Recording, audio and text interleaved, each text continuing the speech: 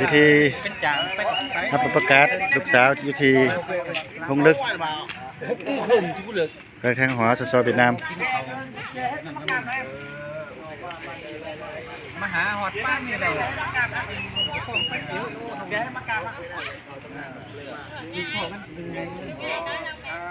้องสองเป็นเงินมุกเตี้ยวของเจ้าล่ะแล้วนั่นเตี้ยวโอเค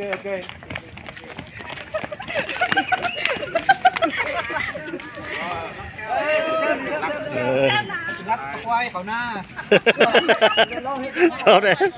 ไปกันนะเข้มจกเนี่ยรับตะไคร้เขาหน้า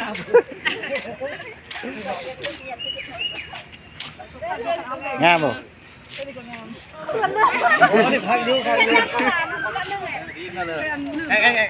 ึ่งหลายยืนตรงไหนเหรอ